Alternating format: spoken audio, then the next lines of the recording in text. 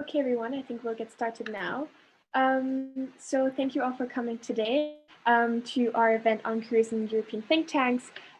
So I am Caroline, I'm the president of the society here at LSE, and we're thrilled to have these amazing panelists with us here today, and happy that you have all tuned in on this busy time of the term.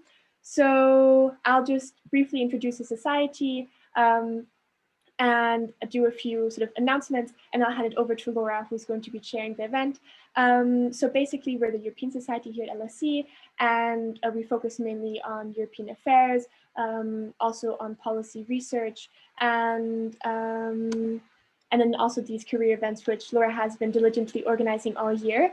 We're also actually having elections coming up next week. So nominations to run for president, secretary, or treasurer close on Thursday at 9 a.m. GMT. So if you're interested in joining the society and getting involved with what we do here, we accept all nominations, even if you have not been involved with the society yet. So please do nominate yourself. We'd love to have you on the team for the society next year. So without further ado, I'll hand it over to Laura, who has been organizing all of this. So thank you very much. And we hope you enjoyed the event. Thank you very much, Caroline, and thank you very much for coming. We are delighted to have you all here. We are having probably the biggest turnout for a career event. So thank you again for coming. I just want to make a note here that this event is being recorded, and we usually upload these videos, these recordings, then on our YouTube channel. So if you don't want to be in the recording, and if you want to ask a question but don't want to be in the video, then I would suggest that you please turn off your camera. And then, okay, so regarding the event, how this is going to be structured. So in the first 40 minutes, I'm going to be posing questions to the panelists. So the first part will be about their general experience, their position in the think tank, and what it is to work in their respective think tanks. And then we're going to move on to talking about a little bit more about the application process, and some general tips and advice. And then you'll have space to ask panelists questions yourself. Feel free to put them in the chat throughout the event, and we can pick up on some of the questions throughout. So not just in the last 20 minutes, but all throughout, just to make it a little bit more interactive, a little bit less boring. Okay, so just to briefly introduce the panelists. So first we have Pauline, who works at Bruegel as a research assistant, and she studied at LSE. She studied political economy of Europe. Then we have Mihai, who is a researcher at the European Policy Center. He works as a junior policy analyst, to be specific, within the Social Europe and Wellbeing program, and he holds a master's degree in European and Comparative Social Policy from the LSE. And then we have Gosha, who is the European Power Program Assistant in the European Council on Foreign Relations, and she's currently based in its Paris office. She's also recently finished her internship in that think tank in ECFR, and continues to support the program and project management, research, and advocacy. And she graduated from the LSE as well with a degree in international employment relations. And then finally, we have Nina, who is a research assistant in the Jobs and Skills Unit at the Center of European Policy Studies. And she also studied at the LSE, but also at Sciences Po, and she graduated with an MSc in Political Economy of Europe from the LSE's European Institute. Okay, so now moving on to our questions. So the first question is, I would like to ask each panelist if they could briefly introduce the think tank that they work for and a little bit about the position and what that entails. So I'm going to start with Mihai. Okay, thank you very much for the kind introduction. Before I start, I do apologize if you hear a cat. He does not like to be lonely, so I can't do much about that. But yes, so I work at the European Policy Center. For those of you who have not heard of it, it is a Brussels think tank that works to promote European integration through analysis and debate. Its work is focused around 7 programs: migration, sustainability, political economy, and many more. And my program is called Social Europe and Wellbeing, where I work on employment, atypical work, future of work, and social protection. Yeah, so apart to just give you a, I don't know, maybe a few projects, maybe some cool taglines that I worked on. My latest project was a big research piece on the performance of public services and how, if they are prepared to implement the new European Pillar of Social Rights. I think, yeah, that's a good introduction so far, and I look forward to answer other questions. Thank you, Mihai. That was perfect. Okay, now moving on to Gosha. Cool. Well, thank you so much for the introduction and for the invitation, and it's super cool to be able to speak to LSE students, because not so long ago I was one myself. So just to introduce myself, but thank you for the introduction. It was pretty comprehensive. But I work as a program assistant at the European Power Program of European Council of Foreign Relations. For anyone who doesn't know ECFR, it's a pan-European think tank that focuses on bringing the kind of national conversations to the European Union, the European foreign policy debate, and we focus on research and public policy and basically European kind of integration and foreign policy. So so there's a lot of topics there. My work in basically ECFR is focused around different regional programs, which is the MENA program, Asia program, and the wider Europe program. And we also have the all-encompassing European Power program where I'm at. And my work, obviously, as an intern, I finished my internship not so long ago. I was kind of working on so many different things. I mean, as an intern, you do all the job related to Twitter, advocacy, communications, helping out with project management and research. Currently, as a program assistant, I continue my work that I did before, and I've taken on responsibility for a few projects that we're currently working on. So so I think that's it for the introduction. I'll be happy to answer any more specific questions about my project. Thank you, Gosha, for that. Now I'm going to ask Nina about CEPS and your position in the think tank. Thanks a lot, Laura. So hi, everyone. Very happy to be here. I graduated from the LSE 2 years ago, so it's nice to be back and feel the atmosphere again. Since then, I've actually lived in Brussels and worked at CEPS, so the Center for European Policy Studies, as Laura said. So I work as a research assistant there in the Jobs and Skills Unit, which is working on employment, social and education and training policy in the EU. And we also work on national level policy. And we work a lot with the economic policy unit for the moment. So there's a lot of collaboration between these two units. As a general matter, CEPS is a think tank and a forum for debate on EU affairs. It's based in Brussels, and it covers almost all areas of EU affairs and policies. So foreign affairs, digital policy, social and employment policy, but also innovation and agriculture. I don't think I've cited everything, but it's quite encompassing, and it provides analysis on current and upcoming policy challenges in the EU. It's It's mostly composed of researchers. So we have, I think, around 60 researchers. Some are full-time researchers there, some are associates. So they also work in universities or in other think tanks.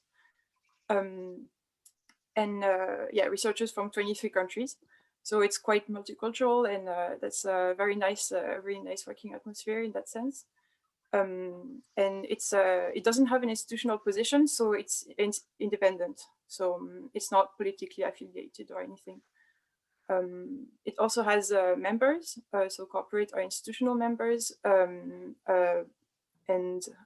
it works a lot on project with the European Commission, so either tenders or grants with the Horizon 2020, for example, the research program of the European Commission.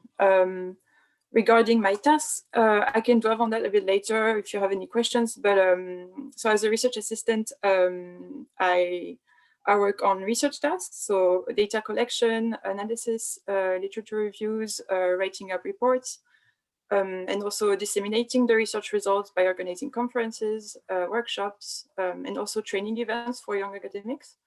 And I'm also involved quite a lot in project management, so making sure that the research project goes well and is implemented in a timely manner. So that would be all for me for this introductory question. Thanks. Thank you very much, Nina. We have the first question in the chat, and Helena is asking if you could also briefly mention your experiences before your current position. So if you wouldn't mind, Nina, mentioning that, and then we're going to move on to Pauline and then go back to Mihai and Gosha. Sure. So actually I had 2 summer internships before that, in terms of work experience.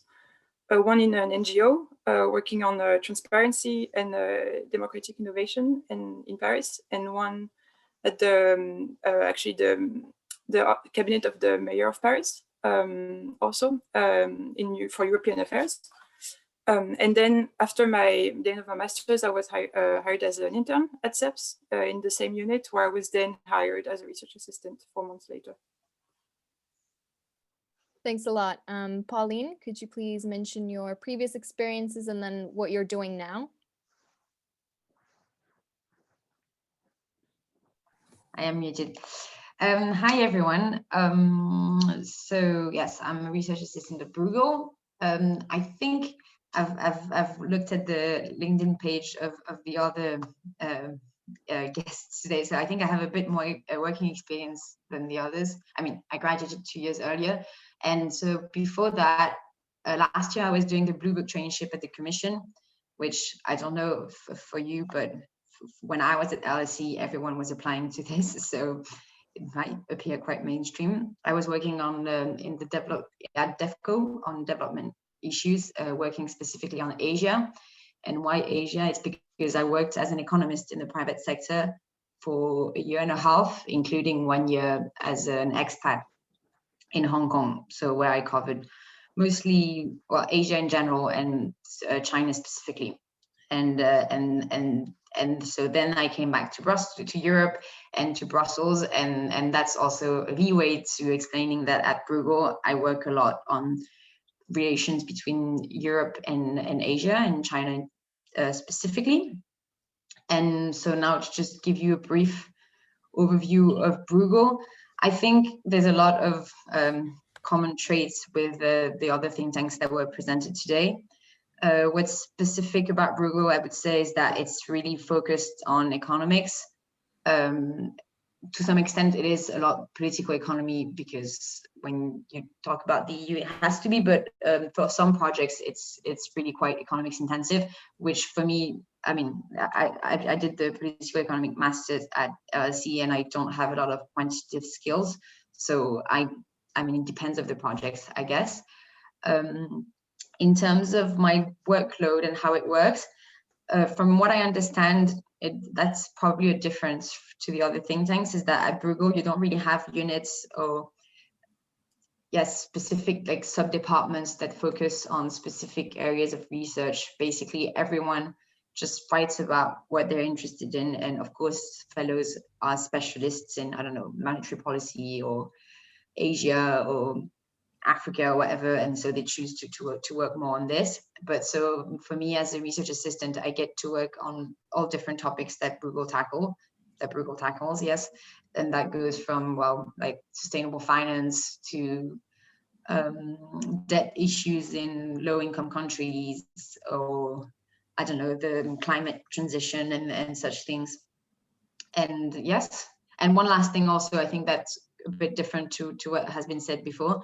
My job is only research. I don't have any tasks on project management or even organization. There's specific departments that do that.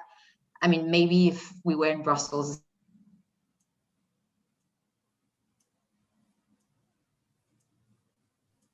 Oh, am I frozen? It's good now. We can hear you now. Or maybe not.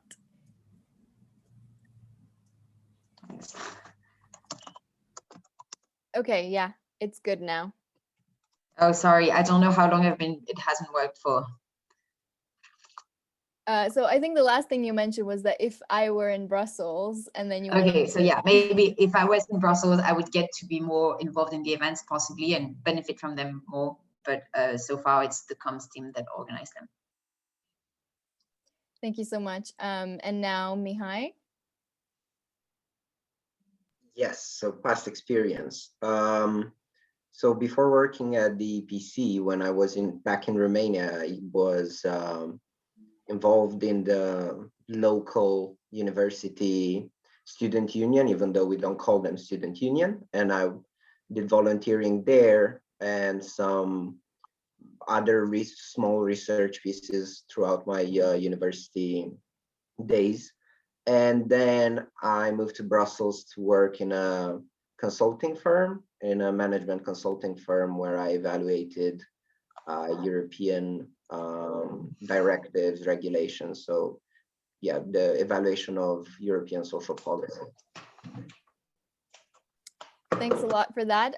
Before I ask Gosia, I will address this one question, a new question that is asking about pathways into the job, especially transitioning from an internship to a more permanent job within the same organization, which I think is very relevant to Gosia as well as Nina. So if you could address that as well, Gosia, please. Yeah, sure. Well, starting from my pathway, I guess my path is slightly particular. I also finished my master's degree 2 years ago, and the first internship I got after uni was in HR in L'Oréal in Paris, and I think my priority was to move to France, and that was the job I got. So it had nothing to do with what I do right now. And I think once I finished that internship, I realized that this is exactly opposite of what I want to do. This is nothing that I want to have to do with. So, and then pandemic hit. So I was kind of out of a job for quite a while, since March last year. And most of my experience before kind of getting my internship at ECFR, I kind of I did volunteering work for the UN. So I did a lot of research, online research for different UN organizations, including the UN Environmental Program and the Gender Program as well. And here I am now. And then the other question, I think there's a lot, and I think everyone knows that already, but there's a lot of luck involved in getting your job afterwards. For example, this is something, I mean, getting a full-time job after my internship in ECFR was something that I really, really wanted to do, and then something that I was really focused on, was kind of hoping to get. But throughout, I was very stressed, because there was points where there was conversations about needs, organizational needs, and I was trying to kind of fit in to the discussion and kind of feel out if they're hoping to keep me on or not, and what's the situation. And in the end, it turned out that one of the office director in Paris, Paris office director, she was going on maternity leave.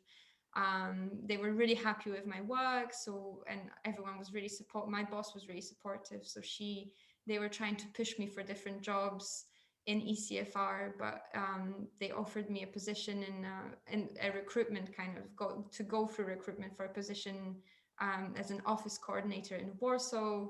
I wasn't really keen on going back to Poland, but in essence, it really depends on organizational needs and luck. And if you do a good job during an internship and you're happy with if everyone else is happy with your work, and I guess we'll get to kind of recommendations and kind of tips and tricks afterwards. But I think one of the things that I learned for trying to get the job afterwards, which I managed to luckily, was to kind of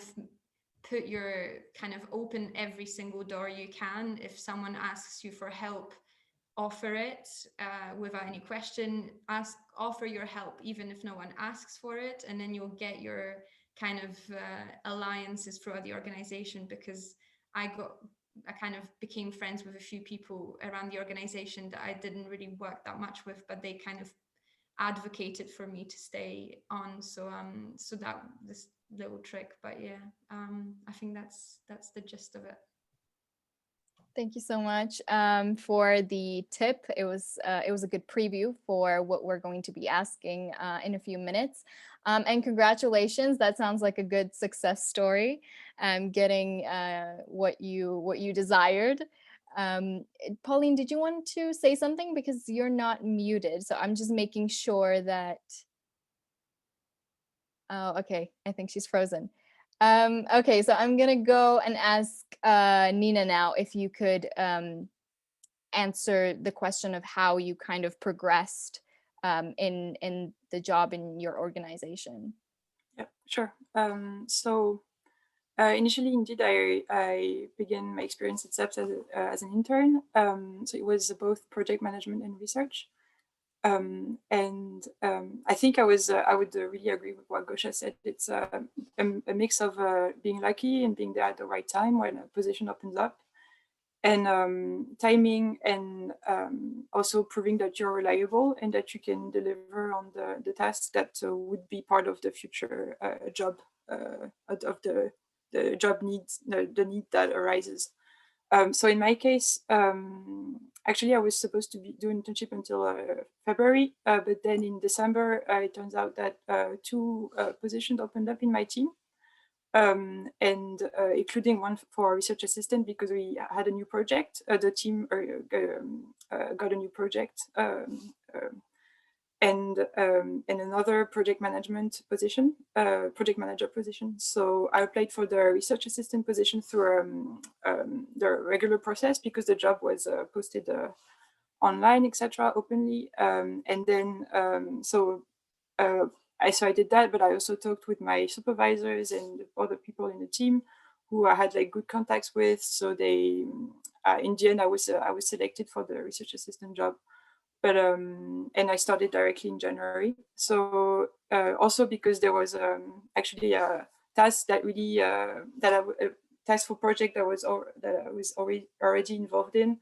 That it was just a good timing for me to stay there and also for them. So it just worked out like that. But I would say that it's even if it seems like when you see an internship, you might not get a chance to actually stay there. You never know what's going to happen, and it's always good to be proactive, show that you're interested in staying. As Gosha said, make contacts and be friendly and prove that you're a nice person to work with and reliable. And then if there's a maternity leave, for example, or something else that happens, then you're on the mind of the team, the recruiter, I'd say. Thank you so much for that. I'm going to ask a final question from this section, and then we're going to move on to the application process section, because we have a lot of questions regarding that. So don't worry, I will address all of those. So now I want to ask the panelists if there's something that surprised you about the job generally in a think tank, or maybe about the people that you work with, and whether there's anything that you don't like about your job, if you want to share that with us. So I'm going to start with Mihai. Okay, so for me, what surprised me is also something that I'm not particularly fond of. I think when when you're a student and you expect, you know, things to be more structured and to flow in a certain direction. But for me, at least, when I started working in a think tank, I realized that there are cycles of projects, and certain periods of the year you're very, very busy, usually from end of summer till beginning of spring, because though, at least in my organization, that's usually when we would write a lot of our big pieces. And then on the other side of the, so from spring till summer, it would be about a lot about, you know, promoting the research that you did. It would be quite separated. I don't know about the others, but you know, when I thought of a think tank, I always, you know, pictured the research, me sitting on the desk and doing only that, but it actually involves a lot more. And it's this cycle can be very fun sometimes because you don't get you know, bored with only working on one thing. But at the same time, I think, especially now when you've been kind of got used to working, you know, being very focused on the research, and then there's the other period, and you're freer and you're a bit confused of how to react to that. So I don't know, it's like, for me, sometimes it's like changing, you know, daylight saving time. It feels like exactly like that. Thank you. That was a good analogy. Pauline, is there anything that surprised you or that you don't like?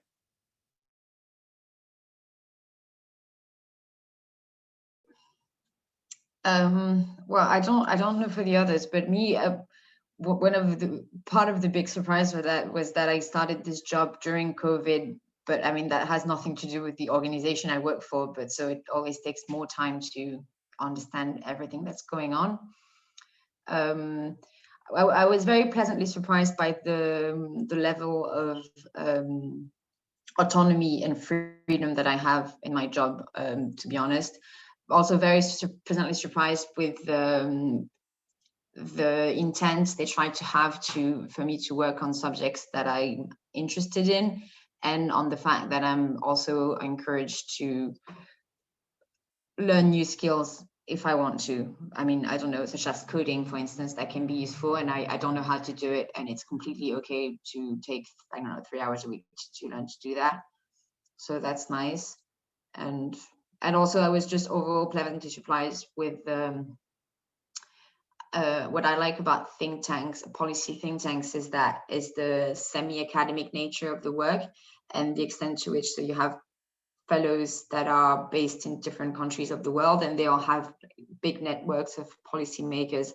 So it's not about writing something extensive, it's always about writing something that is topical, that is in the mind of the policymakers right now to influence the policy making. So I think I was pleasantly surprised to the extent to which publications are very strategically organized, if that makes sense. Thank you. Okay, Nina, what about you? Yeah. So I guess I was surprised by how academically oriented it can be, the job sometimes. So it's it is like you actually work on research projects that can be 3 year long at CEPS, in any case. So it's you are involved like really deeply in a project where you have it's really separated into different work packages, different tasks, and you need to, it's well timed, you need to deliver this report at this moment, and so it's quite structured in terms of deliverables and the deadlines that you have, but at the same time you're organized the way you want to deliver these ones by coordinating also with your teams. But it's so you actually deliver academic pieces of research sometimes, and you can go quite in depth sometimes. And at the same time, it's quite collaborative. So it resembles a lot what sometimes what my experience at uni, where you have group works or group projects, and you need to collaborate and write a report together, or for example, like you did your group presentations, or and also you do a lot of literature reviews, and and reading and summarizing, so sort of like when you did essays. Or so I was pleasantly surprised because I liked uni, so by how it was sort of similar to my experience. But at the same time, you really have this foot in the policy world, in this exposure to policymakers, and which is the really the added value, I'd say. And so in terms of negatively surprised, I would say, or something that I maybe don't like as much, is that you don't always choose exactly the topic that you want to dig into. So it's because it's dependent on projects that you are awarded by the European Commission, for example. So but at the same time, it's nice because it makes you work on topics that you never really worked on before. So it opens up your horizons. For example, I never really took a course on gender studies or anything but I ended up working in uni, but I end up working a lot on this right now, and I learned really a lot. And actually, it's really fascinating about the aspects of gender and labor market. So I gained a lot of skills and knowledge on this issue which was not part of my initial interest when I joined CEPS. So that's really nice, I'd say. So there's a silver lining to not always choosing the project or the topic you work on. Thank you very much, Nina. I really liked that you mentioned kind of the similarity between what you do in uni and what you do now. We'll get back to that in just a minute. Thank you, Gosha, for being so active in the chat. I think the attendees are really appreciating it. Now I just want to ask you if there was anything that surprised you about your job, something that you don't like. I think most of what you said, everyone else before me, I think that kind of, I have kind of, to some extent, similar experiences. I think positively surprised is the amount of confiance that I've been given, and responsibility as well, because being an intern and you kind of feel like you need to you're not kind of trusted enough, or in that sense I was given quite important things to do from the start, and it felt kind of really cool to kind of have someone trust in you, even though you're just a new person and you're not as experienced. So that was really positive. I think there's a lot of positives. I think working in a think tank, it's a specific kind of environment where you get to be in touch with quite high level people. You get to learn, you kind of, I think something that happened to me, it was really interesting recently, was that we were briefing in political parties in Poland on our research. And I met, and I was kind of in a conversation in a Zoom chat with the Polish former foreign minister. So I was kind of in awe, and that was super, super incredible. And there's so many more occasions like that. Kind of things that I'm not super happy about. I mean, I think I'm still in a honeymoon stage. I work loads. I'm super happy to, because as I said before, I had, from the beginning of from pandemic, I was kind of not doing a lot. So now I'm kind of appreciating every single minute of it. But it is a lot of work, and there's a lot of, I think there's a lot of mounting responsibility from the start. So it can be a little bit overwhelming, and it kind of can feel like you're not, you don't have much time, but it's, but there's always positive side. So yeah. Thanks a lot. And thank you, Pauline, for getting active as well in the chat. I will move on to the application process bit now, because I can see that a majority of the questions that we are getting, or that the speakers are getting, are precisely about that. I will get back to what Nina mentioned about LSE. So I want to ask, what do you think are the most valuable assets that made you get the position? And if maybe LSE, or studying at LSE, helped you get the position, if there was something about studying at LSE that helped you, not just by having it on your CV, but actually, acquiring the skills that are necessary for the position. So we can start with Pauline. Sorry, I was trying to answer on the chat, but so what I think, so the important thing for me was just to have research papers to present. I think presenting your master thesis is completely fine, and that's completely what they expect, but just emphasizing, I mean, that's what they want to know, right? Is that you know how to carry out research, and it's okay if you haven't done loads of it, but at LSE, I mean, you know how to do. You've learned some stuff, and there's a lot of questions about quantitative studies in the chat. So I just wanted to say that I think for at Bruegel, at least, a lot of the juniors basically have quantitative skills. I don't. But I mean, I have basic Excel skills basically, but I don't know how to use, I don't know, Stata or Python. But again, I'm like free to learn, and sometimes it's necessary, sometimes it's not, so it's okay.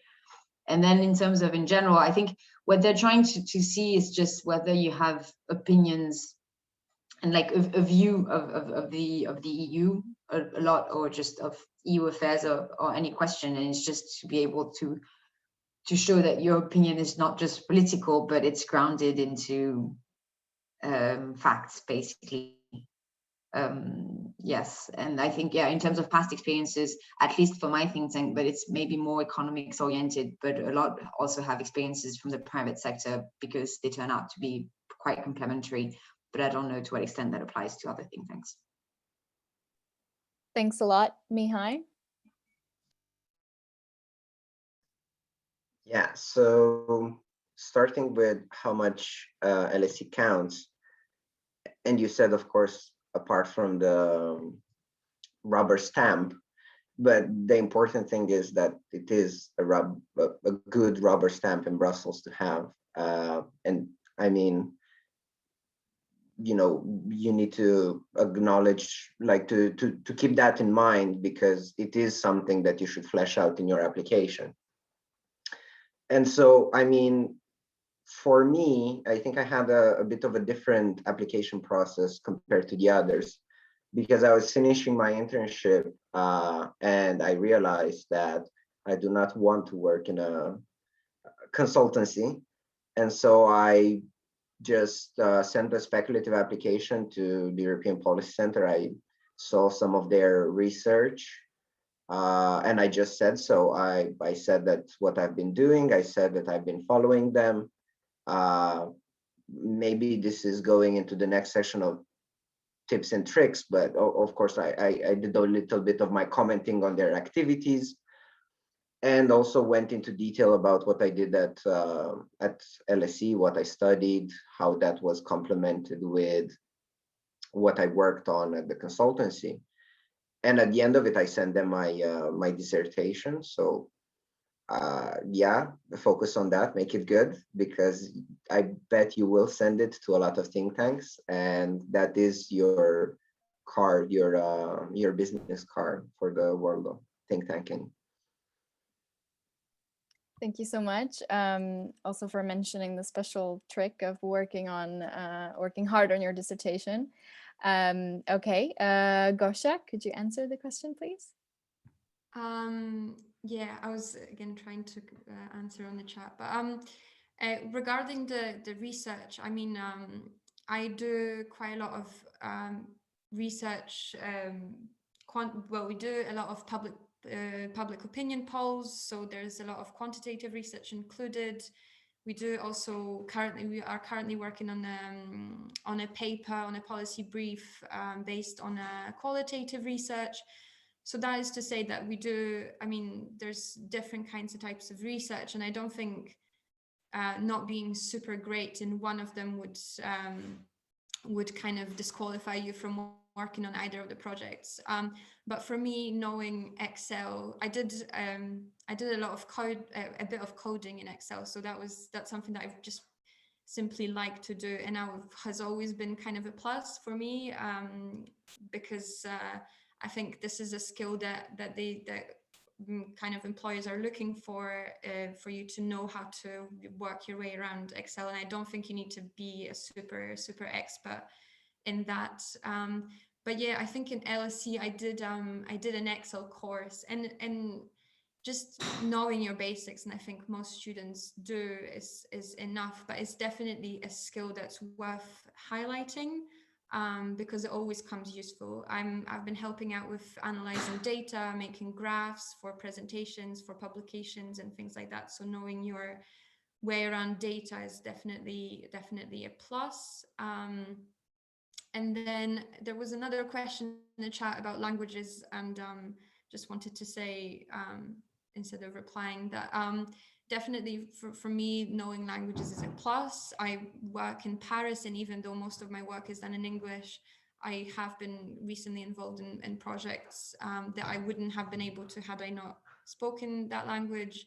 And obviously my knowing Polish, because that's my primary language, I can be involved in different projects and different things that are happening there as well. So it's a plus. But if I don't think it's necessarily, as well, it doesn't disqualify you from applying or for getting in. It's not something that is mandatory. English is the primary language that everyone is using, and yeah, that's it. Thanks a lot, and thanks for replying in the chat as well as addressing the questions here.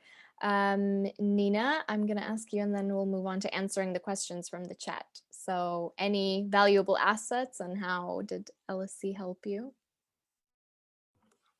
Yeah, so I think LSE, my time at LSE definitely helped me in getting the internship, because I had the chance to write essays on topics that were really relevant to the work of the unit I joined later on.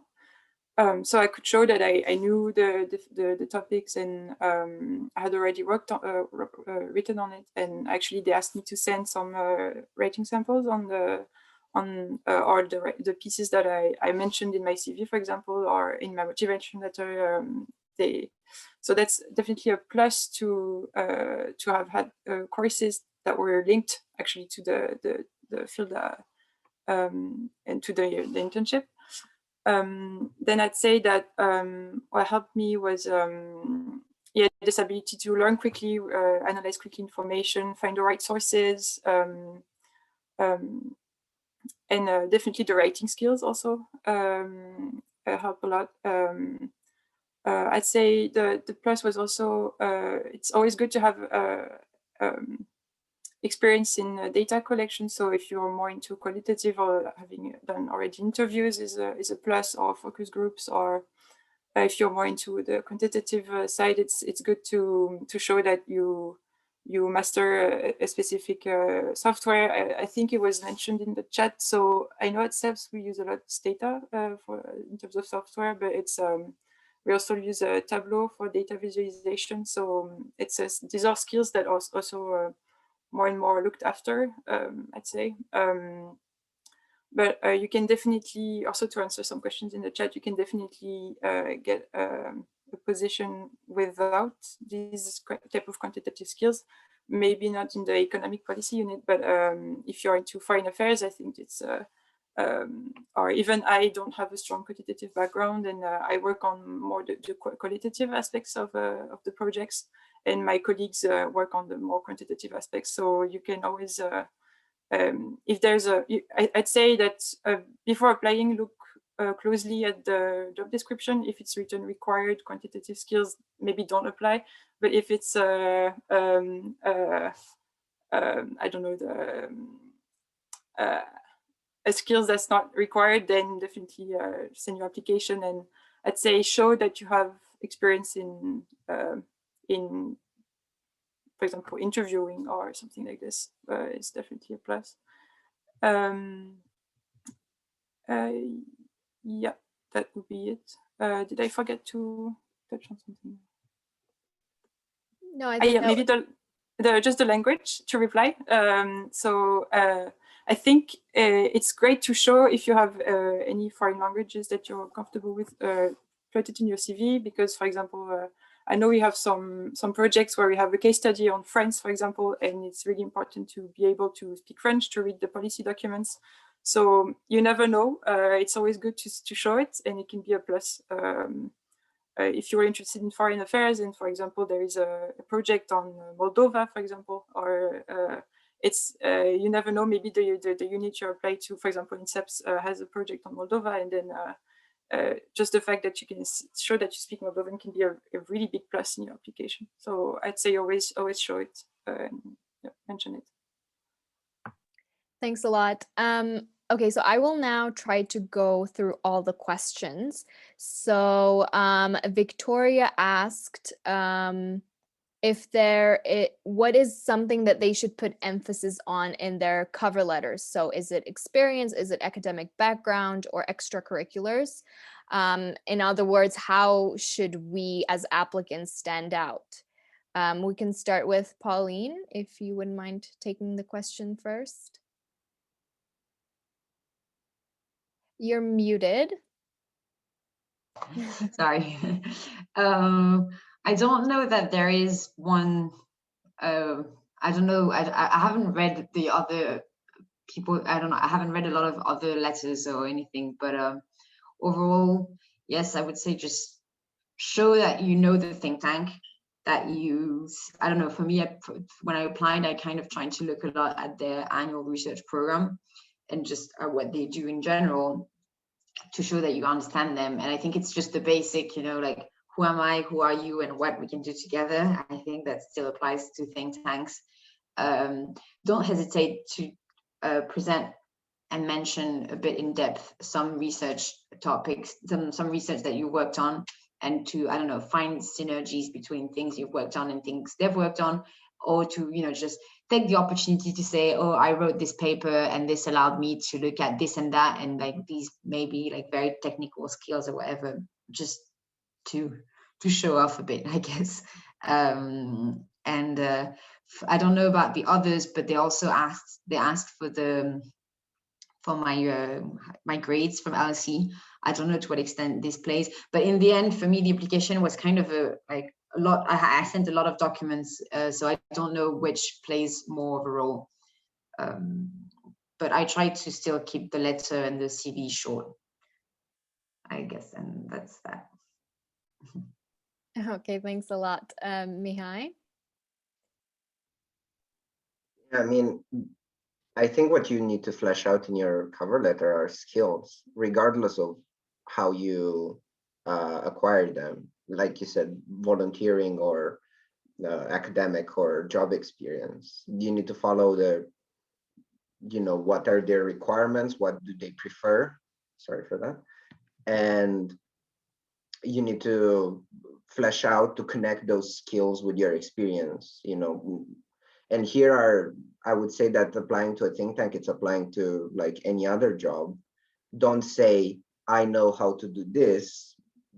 Try to give some examples, exactly how it was said by Pauline, like try to brag a bit about your past accomplishments. If you wrote a paper that uses like some type of methodology that the think tank has worked before, you can connect that and say, I worked with this methodology. I saw you did too, so I think I would be a great fit. In general, I think it's more about finding what are their best skills and then prioritizing based on that, not necessarily thinking of, okay, first I need to start with my work experience because that's more important than volunteering. I think skills is the most important aspect. Thanks a lot. I will ask you, Mihai, the next question, because this question was not answered by you and Nina. So I will ask the two of you. And it's from Helena, who is asking that she's considered embarking on a PhD in the near future, ideally after some work experience upon graduation. And the question is, to what extent would you consider it relevant for being promoted or reaching higher positions in a think tank? Maybe you can refer to some of your colleagues' experiences. Yeah, I mean, this is a bit of speculation because people in my team have not done so. But I think, of course, having a PhD is a big plus because it shows, your research, you know the topic very well. But I guess it also depends a lot on the type of PhD. There are some that are more project-based, so you actually are also a researcher and you do more project. I think that, you know, might be a better fit, because you would be able to, apart from saying that, okay, I'm very good in the academic and I understand the topics very well, I also have skills on project management and on collaborating on tenders and so on. So I think that nobody would say a PhD is a bad idea, because you know, it's very good. And I do believe that with the PhD, it is counted as work experience. So you would technically be able to start higher, definitely not an internship. But again, unfortunately, I don't have friends who did that. So hope other panelists will be able to help you. Thank you. Nina, could you please answer the PhD question? And then I would also kindly ask you if you could answer the previous question, which was about how to stand out, what to mention in your cover letter. Yeah. So on the PhD, I'd say it's a plus if you climb up the hierarchical ladder, I'd say, or get more experience, get more responsibilities quicker. I mean, at CEPS or in my unit, actually, it's very much appreciated, and sometimes it's a requirement for example, a research fellow or this type of positions, even researcher. So I would agree also with what I think Pauline wrote in the comment section, that it's a research assistant is often seen as the step before the PhD, or if you want to have an experience before going in a PhD, it's recommended to have this type of experience, I'd say. And on the how to stand out, so if you apply, if it's not a spontaneous application, but you apply to a specific job, I'd say that you really need to look at the required skills and the job posting very closely, and try to answer that and show how your profile, your experience, your skills match this, because these job ads are always written with a purpose, and they always answer a specific need in the team. So I would really say focus on telling a story about how your profile match what the job ad requires. And also I'd say that it's two things: the specific requirements from like what you can understand from the job ad, and also show that you are also quite autonomous and you have your own research interests, because as you grow in the organization, you'll be able to develop your own research interest, and it's always good to show that you have this independent and ability to develop your own research interest, let's say. And the good thing to keep in mind also is that sometimes there's a lot of applications, and recruiters don't have the time to really go through all of the documents you send. So it's really good to make things short, clear, and make the key information stand out, I'd say. So keep the CV short, the motivation letter short, but with the key information. And yeah, as Mihail say, I think it's really important to put forward also your volunteering experience, not only your professional experience, but also any kind of experience you could have acquired that's relevant, let's say. Thank you so much. So because we're approaching the end of the event, I will ask a final question to all the panelists, because I think most of the questions were already answered by at least Gosha and Pauline, who have been very active. So thank you so much for that. Otherwise, we wouldn't be able to go through all of the questions. So the question is from our president, Caroline, who is asking, because you're at the very beginning of your career, where do you see yourself working in 5 years, and maybe what are your kind of general career goals? So could we start with Gosha? Yeah, sure. My career goals, wow, okay. Currently, I am on a contract for 6 months in my current position, and I'm hoping that maybe I'll be offered another one after that. But I'm also waiting to hear back from the European External Action Service for a delegation and for a position in a foreign delegation outside of the EU. So I'm hoping for that to potentially happen. If that doesn't happen, yeah, I hope maybe to stay with ECFR. But going back to the PhD question, I'm also hoping to maybe do a PhD in France. It's kind of treated as a job, so you're paid to do your PhD. You can do it partly with a TA position or not. So so there's a lot of flexibility. But you need to speak French to do that. But PhD is something that I'm hoping to maybe do at some point in my life, because as we said in the chat, doing research or being a policy fellow in a think tank, you definitely do need some. I know that there's policy fellows without a PhD, but I think they're rather an exception. And to be actually an expert in your topic, I think you do need to. It would be well regarded if you did. But yeah, definitely, I'm hoping to stay. I fell in love with think tanks, and I'm sure a lot of you would as well. But it's a great environment where you kind of have the opportunity to kind of be part of the wider discussion about politics and foreign affairs or any other topic that you're interested in, and not necessarily be affiliated with the government or academia. So there's a lot of flexibility in those terms, in terms of what you do and what you say and things like that. So that's really that's kind of my plan.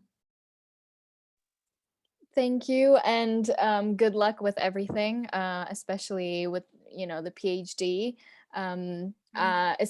And especially if you're so passionate about your job now, I think that sounds great. Pauline, what about you and your career plans? My career plans are quite blurry still, I would say. I think I enjoy my job a lot, but I do also feel that I'm not sure that I would like to do research my whole life. And so maybe I would see myself more going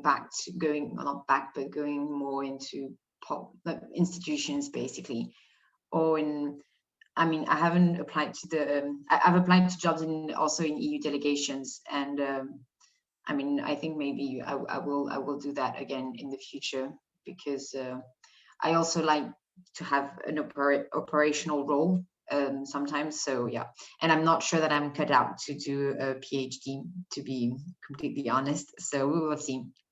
Right now, I think, like Gosia said, the think tank is just, when you, everyone here is here for the European society. So I guess everyone is somewhat of a European nerd.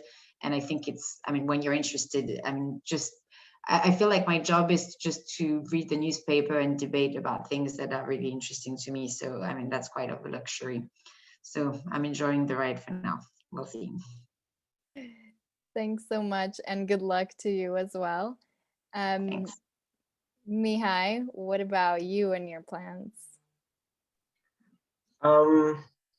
Yeah, I think that, so I've been working at EPC for the past 2 years, and only recently I started dealing more with actually managing the research projects that I've been a part of.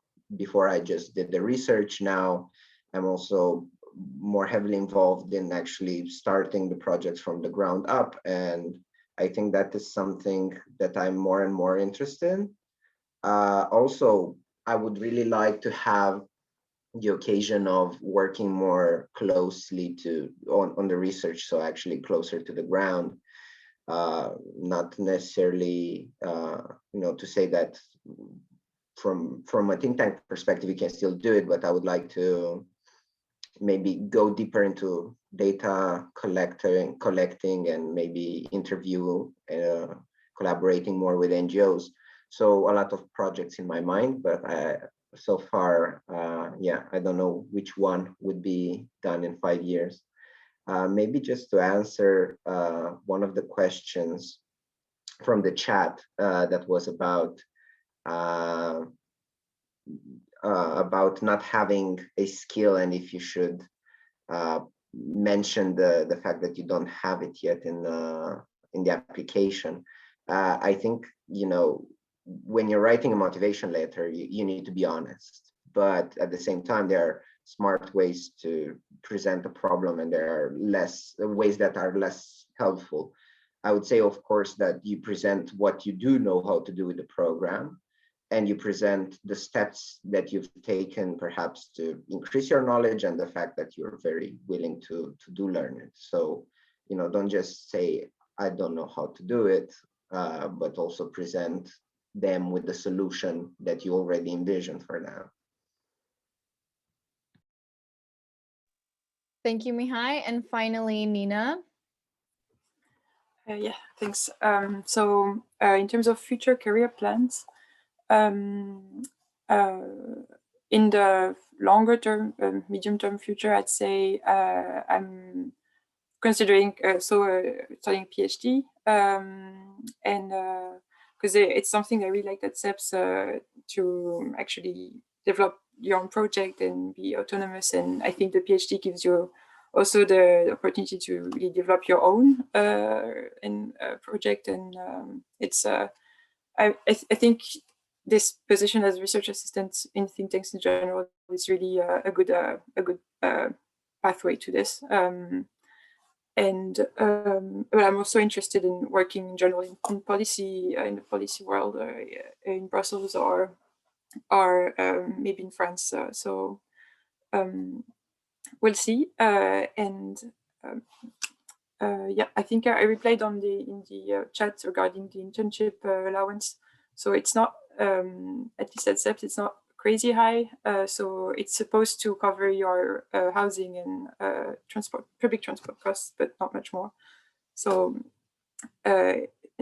unfortunately, it's good to have some extra funding for maybe food costs, etc.